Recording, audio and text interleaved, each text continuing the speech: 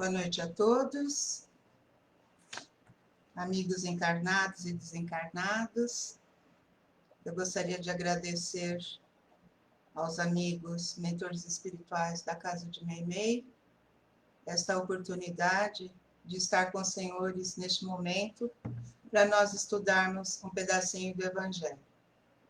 Para esses mentores espirituais, eu agradeço demais essa oportunidade e peço um pouquinho de tranquilidade para cada um de nós, para que nossos espíritos consigam compreender o que nós vamos ouvir nesta noite. Eu vou iniciar fazendo uma oração para que nós possamos estar juntos, numa mesma vibe, numa mesma energia. Tão gratos que estamos, Senhor, pela oportunidade da vida. Agradecemos assim pela luz, pela paz que nos dá. Pedimos, Senhor, que encarregue sobre todos nós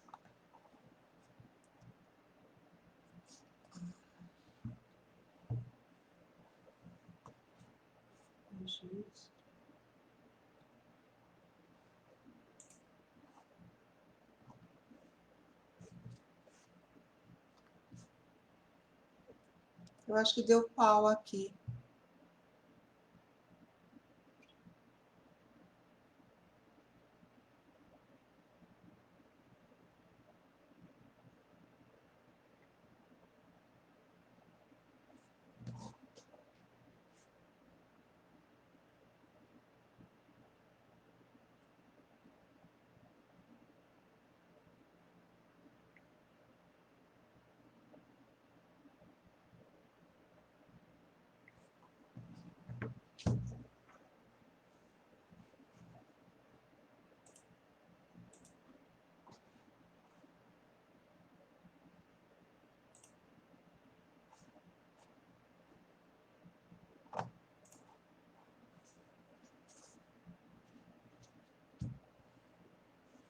Só um minuto, pessoal, que eu acho que deu problema aqui.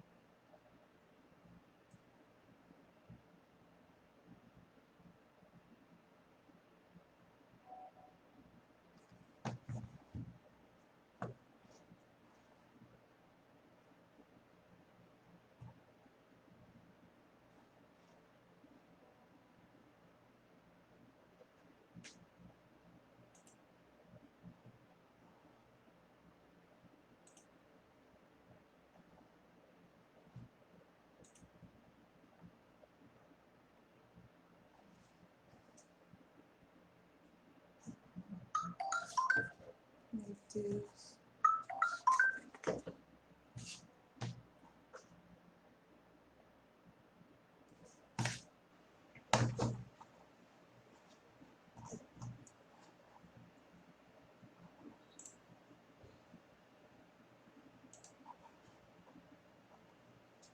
Desculpa, pessoal, acho que deu um probleminha na transmissão.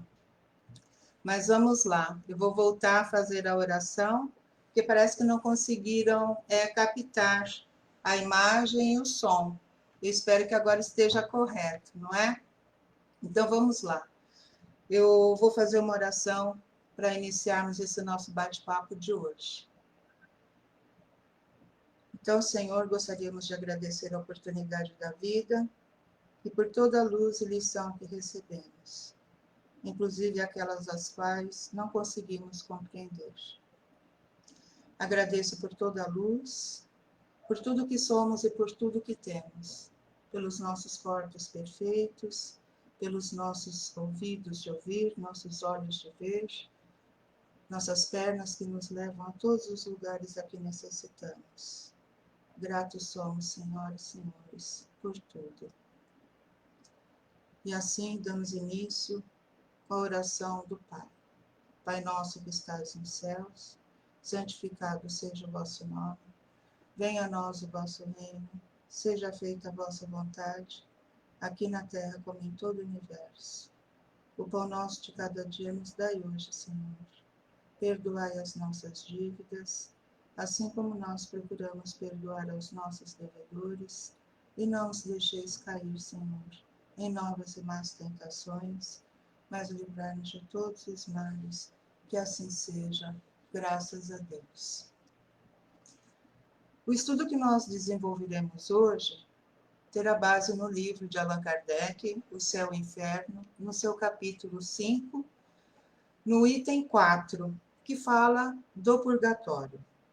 Muitos poderão questionar que já sabemos o que seja o purgatório, e pelos ensinamentos da nossa doutrina espírita, não comungamos com ele.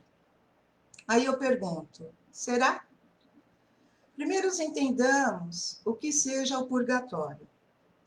O purgatório foi uma condição instituída pela Igreja nos anos de 563, que seria, pelos desígnios de Deus, uma medida punitória, mais leve que a designação direta para o inferno.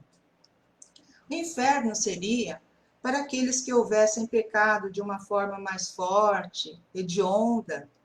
Para estes, ou para aqueles, a pena seria muito dura, a de permanecer no fogo do inferno eternamente. Para os de crimes mais leves, o purgatório, cujo fogo seria mais brando, sua permanência seria até que através de suas infinitas preces, ou de preces enviadas, feitas por alguém em sua intenção, pudessem eles ser libertados do purgatório. Eu até me lembrei de uma pessoa que pediu para uma amiga, não é? Que fizesse uma oração bem forte mesmo, não é? Bem poderosa, para uma amiga dela. Mas tinha que ser uma oração poderosa, forte mesmo. E assim nós já vamos entender, não é? Ou procurar entender quantos assuntos nós poderemos discorrer e tratar nesse estudo de hoje. A nossa doutrina, ela nos ensina muito sobre céu, inferno e também sobre o purgatório. Mas pouco prestamos atenção porque acreditamos que sejam lugares fictícios. Mas vejamos. Vimos para este planeta Terra como espíritos simples e ignorantes. Mas nessa condição, devido ao véu do esquecimento, porque não é a primeira vez, não é, que nós encarnamos, nós não sabemos quantas vezes já estivemos aqui neste planeta. Mas podemos ter certeza dessas oportunidades que Deus nos dá pelas formas como nós vivemos aqui pelo presente, nesse nosso presente. Como utilizamos a nossa inteligência, como a desenvolvemos, as decisões que nós tomamos nos mais variados episódios de nossas vidas, como nós nos comportamos dentro das nossas casas, dos nossos trabalhos, na convivência em geral. Portanto, já não podemos mais nos considerarmos os simples e os ignorantes.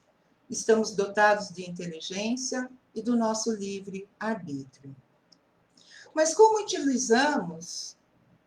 nós fazemos, como nós utilizamos destes fatores, não é? Na nossa vida. Eu falo nossa porque isso serve para mim como serve para qualquer um dos senhores, não é? Aí, meu amigo, ou meus amigos, é que nós vamos definir o céu, o inferno e o purgatório no nosso caminhar.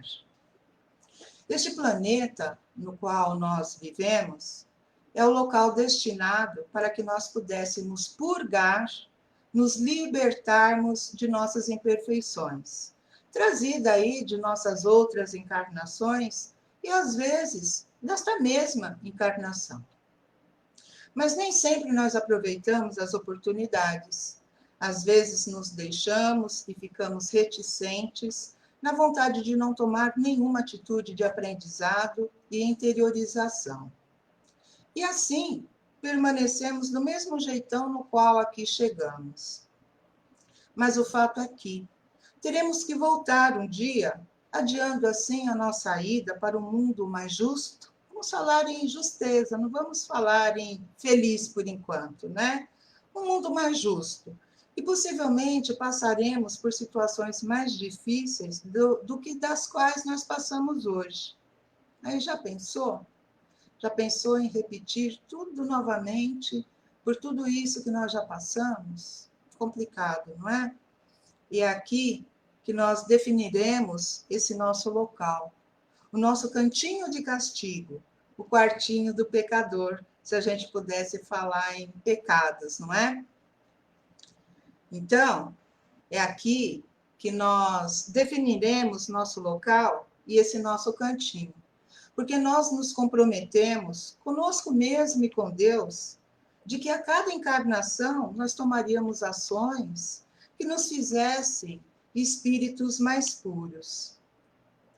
E assim, quando nós deixamos de estudar, não só os ensinamentos de Deus pelo Evangelho do nosso Senhor Jesus Cristo, mas quando nós perdemos o nosso campo moral de vista, trabalhando somente a nossa intelectualidade, quando nós esquecemos que nosso olhar deve se voltar, aliás, ele deve se voltar e muito, para aqueles que estão conosco na caminhada, como os nossos pais, os nossos irmãos consanguíneos. E aqui eu defini o consanguíneo porque são aqueles que normalmente estão dentro do mesmo lar, do mesmo teto, embaixo do mesmo teto, né? Esquecemos dos filhos, dos esposos e esposas, dos sogros. É muito comum nós nos esquecermos que sogro e sogra fazem parte, sim, da nossa vida, porque estão na nossa caminhada, não é? Então, quando nós direcionamos a nossa vivência somente em busca das coisas materiais, somente em busca do ter, estamos fadados a irmos para o inferno, não é mesmo? Irmos para o inferno, simples assim, como diria uma amiga minha. São necessárias as coisas materiais? Claro que são. A nossa casa, nossos aparelhos domésticos, para facilitar a nossa sobrevivência, diminuir nosso tempo de execução de alguns afazeres, claro que eles são necessários. E é por isso que nós trabalhamos, mas para ter o necessário, não o supérfluo. Quando miramos somente o supérfluo, esquecemos que talvez estejamos gastando mais que o suportável, gastar mais que o suportável. E quando gastamos mais que o suportável, geramos dívidas, brigas dentro de casa, porque automaticamente faltará o din-din, como diriam muitos, né, o larjan. Faltaria isso para o necessário. Aí já viu. Quando brigamos, podemos gerar separações, que podem gerar falta de perdão, geram humilhações, geram sofrimentos, só sofrimentos. E aqui, nesta condição, não há para quem pedirmos para pagarmos por preces, para sermos liberados de um possível purgatório, não é mesmo? Tem os dizeres do nosso querido Francisco Cândido Xavier, o nosso Chico, que diz assim: o homem se preocupa tanto com a morte que esquece de viver. Eu mencionei esta frase porque nós, os terráqueos, corremos tanto em busca de bens materiais que nos esquecemos de viver de verdade. Precisamos de tudo aquilo que nós já mencionamos? Sim, nós já mencionamos cada item, não é? Mas esquecemos que precisamos conviver. Para aprendermos e ensinarmos também. A vida é uma troca, a caminhada é uma troca. Sobre tudo aquilo que aqui nós vimos. Então, amor, perdão, caridade, são sentimentos que alimentarão os nossos espíritos para a sua jornada rumo à felicidade, que nos tirarão deste mundo purgatório, não é? Rumo ao mundo feliz, ou pelo menos mais justo. Esse momento que nós estamos passando, essa prisão, esse confinamento, essa falta de liberdade, está sendo um momento ímpar de aprendizado. Se não tirarmos ensinamentos agora, dificilmente nesta encarnação teremos um momento igual, bem ímpar mesmo. Muitos, aliás, já prestaram testemunhos que aprenderam a conviver com os seus de uma forma muito melhor. Alguns já voltaram a trabalhar em tempo integral nas empresas e estão sentindo falta de seus lares. Quantos não quiseram ficar fora algum tempo atrás, não é? Sentem falta de poder estar junto, de fazer algo junto. Esse é o esquecimento de viver que Chico se referiu. Esquecer de viver hoje, aqui, agora, com aqueles que estão conosco na caminhada. Aqui, nós nos referimos ao termo amor. Aprender a conviver com aquele que está próximo de nós, não é? E o perdão? Nós falamos em perdão, caridade, amor, não foi? Eu tenho recebido assim, muitas mensagens que dizem ser psicografadas, mas não importa se são psicografadas de verdade ou não. Importa que são boas mensagens, não é? E aí algumas trazem algumas palavras assim. Só para a gente resumir. Parem de assistir a jornais, telejornais que trazem notícias ruins. Não façam comentários ou difundam tais assuntos. Vibrem no bem. Orem e perdoem. Orem e perdoem, vibrem no bem. É isso que nós estamos fazendo? Presta atenção. Nós normalmente pegamos essas mensagens, que são tantas praticamente iguais, não é?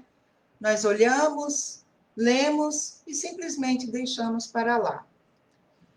Que continuemos a assistir os jornais, aos telejornais, ouvir as notícias no rádio, não é? Mas não devemos comungar e dar forças ao mal. Essa é a questão. Xingando aos presidentes, por exemplo, isso é só exemplos, né? Aos governadores, seus companheiros, para não falarmos palavras pesadas, não é? Não vamos desejar o mal. Lembremos que nós somos energia e que nossos pensamentos, bem como nossas palavras, são feitos do mesmo material, a energia. Então, ela se propaga facilmente. Porque energia é assim, ela se propaga facilmente, não é? Portanto, tudo aquilo que nós proferimos, desejamos para os outros, voltará para nós na mesma intensidade. Na mesma intensidade que nós xingamos, falamos palavrão, chamamos a mãe, os pais, a família inteira, não é? Na maldade do outro, tudo isso volta para nós de alguma forma. E na mesma intensidade.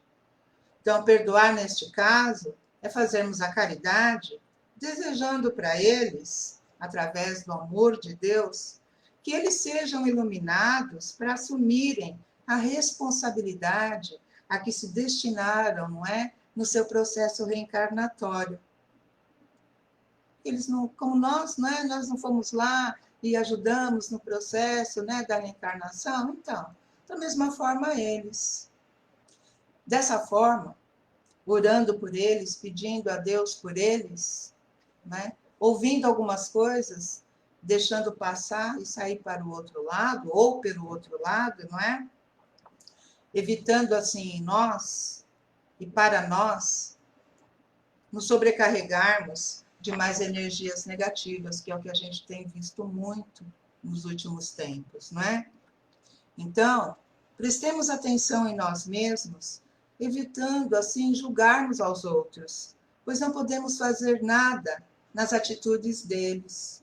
Somente podemos julgar a nós mesmos, pois aí sim poderemos tomar ações de reparos rumo à nossa melhora moral e espiritual. Saindo dessa forma das situações desagradáveis por nossos próprios méritos.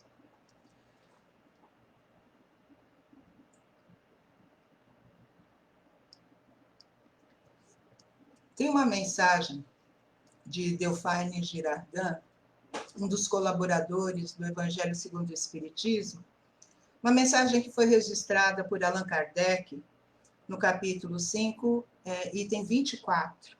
que é um capítulo destinado a uma das bem-aventuranças, a dos bem-aventurados os aflitos, que é uma mensagem bastante consoladora pela orientação que leva à humanidade, ou seja, traz a nós, não é? Ou nos faz observar as misérias do presente sobre uma ótica nova, diferente, a ótica do espírito imortal, que diz-nos o seguinte, o espírito comunicante, é só um pedacinho, que todo mundo fala da infelicidade. Todo mundo a experimentou e crê conhecer seu caráter múltiplo. Porém, segundo Delphine, né, esse colaborador, quase todos se enganam. E a infelicidade não é tudo aquilo que os infelizes supõem, não. São outras coisas. Na verdade, as infelicidades são as vicissitudes materiais que assolam a vida de muitas pessoas, de alguns de nós, não é? Alguns que acabam se desesperando, não é? Pelas situações, pelas atitudes que têm. Situações aí como a fome, as dificuldades financeiras, as perdas de ente querido, as enfermidades em geral, todas as doenças, todas as coisas ruins, não é? Parece com algo daquilo que presenciamos por agora, por acaso, não é? Não é a situação descrita? Pois é.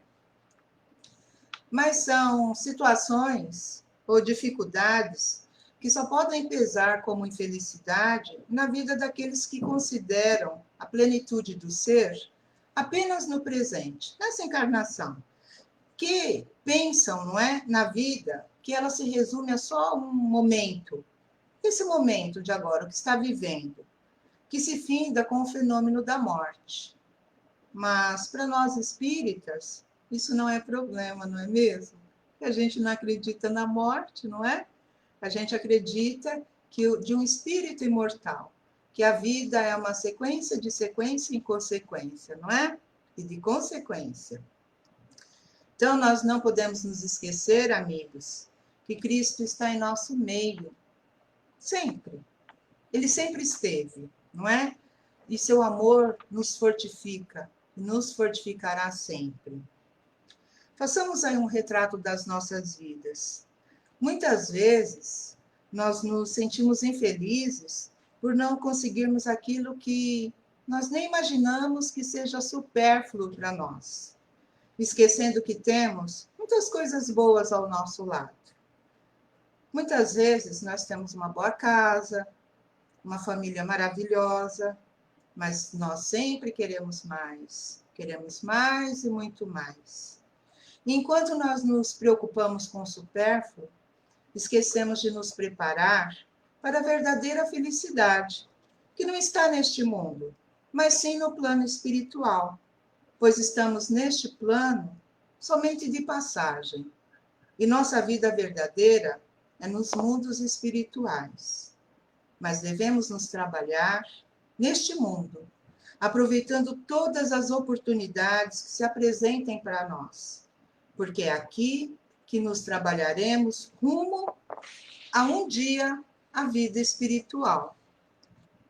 Aí lá no Livro dos Espíritos, a pergunta 919, referente ao conhecimento de si mesmo, diz assim: qual o meio mais prático, mais eficaz para se melhorar nesta vida e resistir ao arrastamento do mal? É a frase "conhece-te a ti mesmo", que foi lida por Sócrates lá no Santuário de Delfos, indica que o primeiro passo para o verdadeiro conhecimento é nos conhecermos a nós próprios. Se nós queremos conhecer o mundo à nossa volta, devemos, em primeiro lugar, conhecer quem nós somos, que é um processo, uma busca que não tem fim, e a cada dia que nós podemos aprender mais. E esse processo de autoconhecimento muda a pessoa, a forma como nós interagimos com o mundo e com outras pessoas, abrindo a possibilidade para conhecer e aprender novas coisas. E nós sentimos isso, de verdade, de uns meses para cá, não é? Quase um ano já. O tempinho danado de aprendizagem, não é mesmo? Para nós terminarmos aí o nosso bate-papo de hoje, eu irei ler um pequeno trecho de um poema que exprime bem esse nosso bate-papo. E eu peço licença para ler. É de Emmanuel, uma psicografia de Francisco Cândido Xavier. Tem o nome de Purgatório, está no livro Justiça Divina. Eu vou ler só uns pedacinhos. De outras vezes, sonha chegar ao plano espiritual por sublime aparição de brandura, acerenando as almas impenitentes. Em muitas ocasiões, no limiar do repouso físico, pedes admissão ao serviço dos benfeitores desencarnados, diligenciando o próprio adestramento em obras de instrução e consolo. Parece que somos grandes, né? Entretanto, quase nunca te lembras de que te encontras no mundo, assim como quem vive temporariamente no purgatório. Não precisas entregar a própria carne ao dente das feras, para demonstrares fé em Deus, e nem desvencilhar-te do corpo denso, a fim de exerceres os místeres da caridade. O amor infinito expressa-se em toda parte, e a terra em que respiras movimenta-se a pleno céu. Embora a parcela de luta que o passado te atribui ao presente, reflete no ideal de servir e surpreenderás o divino momento de auxiliar, seja onde seja. Tens na própria casa os pais sofredores, os filhos inquietos, os irmãos menos infelizes e os parentes agoniados. Identificas no trabalho chefes irritadiços, subalternos amargos, clientela exigente e colegas enigmas.